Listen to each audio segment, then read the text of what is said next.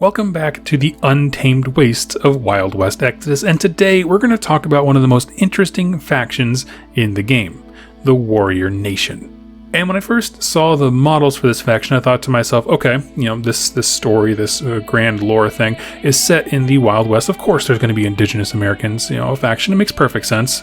But in truth, there's so much more going on with this army than just they happen to be there. And just as important as its lore is the manner in which it's shared. Now, as I've said before, the core rules and lore for Wild West Exodus are free online. Go over to Warcradle, it's right there, it's a free download, literally, it's really cool that they put it out there for you. And when you're reading that lore, it's so cool that each army is given lore but in a very unique way. For example, the lore on the Enlightened, which I've already covered, is conveyed to us as if it were like a CIA dossier, of a growing threat written for the president. There's even little editor notes of this, Mr. President, is when this thing happened. Well, the Warrior Nation as we know it is a journal. Specifically the journal of a man who witnessed some of their amazing abilities and was sent to the tribes of America to learn more. His story is an interesting one, and in this video I want to break down the kind of things he learns over time and dive into one of the coolest factions in the game. Now, when I say the term Warrior Nation, right, that's the faction's name, it's easy to think that I'm just talking about American natives. But that's not actually true. The complete Warrior Nation is made up of more primitive tribes and cultures spread across the entire Earth, from the plains of Africa to the untouched reaches of Australia and New Zealand. And I don't use the word primitive to mark anything about their intelligence. These are cunning, competent warriors and leaders with wisdom and age, but rather that they are people groups who are closer in their spiritual connection to Earth, and have kind of pushed away from advancing technology and more focus on how to be in harmony with the environment around them. They are one with their land and environment. And they haven't tried to bend, the natural world to their wills with use of heavy machinery and industry and so on.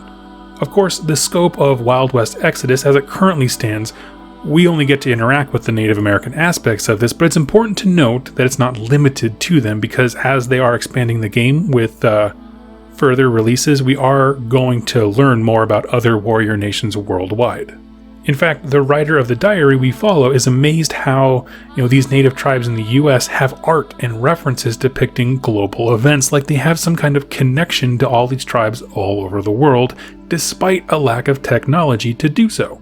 Now, the core motivation and premise for the Warrior Nation is this from their perspective.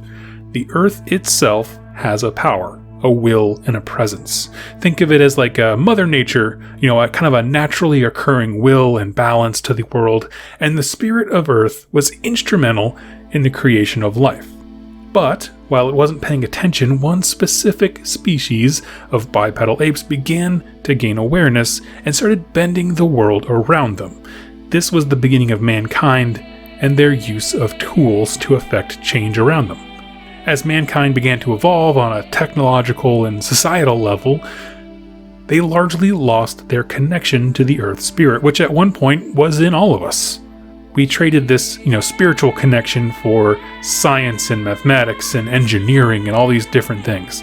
And when the spirit saw mankind's penchant and its ability for destruction, it had to do something. And so, pulling those humans that were still connected to it, right, the more ancient tribes who are more connected with the world, the Earth Spirit created its own line of defenders and warriors. They were drawn to ley lines and other motes of occurring natural power, and this is the birth of the Warrior Nation. Keep in mind, that is the tribes that are, our protagonist, the guy who wrote the diary, that's their creation myth and that kind of thing, but they do all have some kind of central power connection. Those people around the world that are either untouched by or outright rejected the notion that man is superior to nature. These became the stewards and servants of the Earth Spirit. But again, things in Wild West Exodus' universe are anything but tame and normal. At the start of the divergence, roughly around the 1800s, mankind's ability to destroy ramped up exponentially. This is the industrial boom brought on by alien technology that we've explored in my first video on the setting, as well as talked about during the Enlightened lore video. This relatively almost exponential growth in destructive power required an equal and opposite response from the Earth Spirit if she was ever going to wrestle control for the planet back from man. And so it was that the first of the warrior nation began to truly tap into the immense reservoirs of power at the Earth's command. Blue flames of unnatural fire roared to life at the hands of chieftains. Physical transformations began to sweep through the tribes of the West, allowing natives to take on the aspects of the most vicious and vile beasts, able to shred armored vehicles to bits with a few swipes. This is how we get the warrior nation as we know them, right? A force based on natural order and a near limitless power of the Earth Spirit, manifested in a handful of people who still commune with it regularly.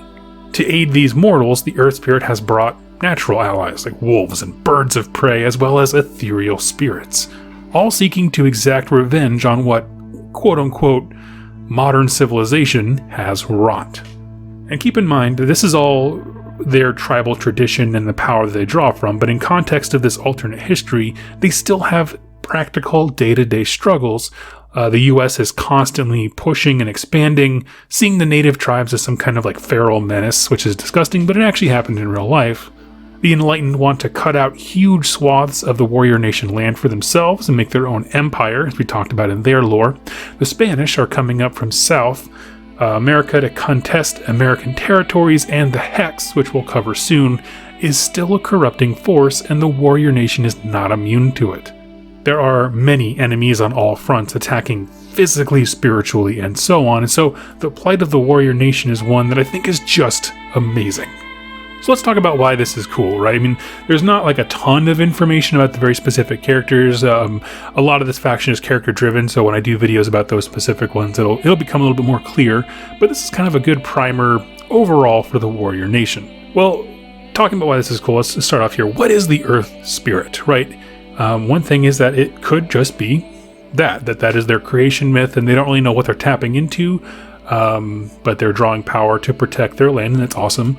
It could also be that this is another bodiless force or mind or will on the same level as the Order or the Hex, where they just are using pawns to their own end. However, the warrior nations, they're so in commune with that entity that they don't see them as being used. They see it as, this is the right thing to do.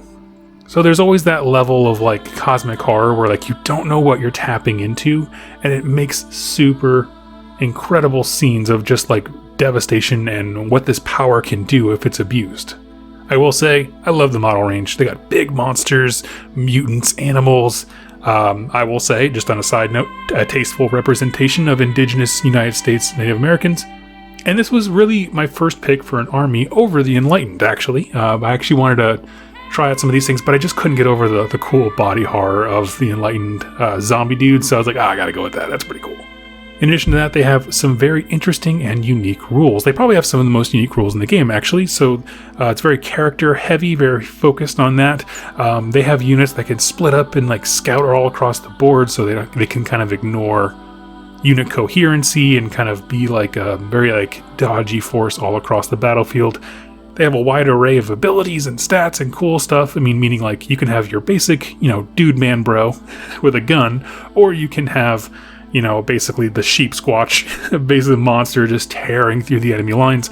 And there's a lot of points in between where, you can have eagles that are very fast but don't attack very much. You can have heavy melee creatures where they're just brutal in combat but they're slow to get there. I love it all because having that wide range of diversity with units just makes it feel like everyone has a role and a job to do and is incredibly fun. And one thing that I didn't touch on in this video because, faction videos are meant to be sort of like an aerial view of the faction. I don't talk about characters. I want them to have dedicated videos, but I will give you a spoiler alert. They have some of the coolest characters in this frickin' game. They have people who are touched by the corrupting power of the Hex and have separated themselves in two pieces, a positive and a negative version of the same person. They have shapeshifters and people throwing fireballs and stuff. It's just really cool. And all the characters have extensive lore about them and how they interact with the other tribes and that kind of thing. It's a neat faction. So friends, if you are a Warrior Nation player, tell me down below, first of all, who's your favorite character? And then what's a good way to start this faction? Because it's one that I definitely want to do at some point. If nothing else, just to paint the models. Honestly, they're just so cool. Leave in the comments down below as well as what faction I should cover next. Thank you to my patrons over on Patreon who, they're not super into the Wild West Exodus thing, but they were like, oh, this is a faction I want to learn more about. And so I'm happy to answer those for them and kind of, meet them with what they're curious about. So thank you so much again, and I'll catch you in my next Wild West Exodus lore video. Happy wargaming. Hey everybody, I hope you enjoyed that video. It was made possible by the folks over here to the left. These are my top supporters over here on YouTube and on Patreon that keep this channel going. If you'd like to learn more about how to become a supporter and get some cool things in the process, like exclusive pictures and interactions with me and get your questions answered here on the channel, go ahead and click any of the links down below or the join button on the community page over on YouTube. Regardless of your choice, I wanted to thank you so much for joining me with this video, and I look forward to seeing you in my next one. Happy wargaming.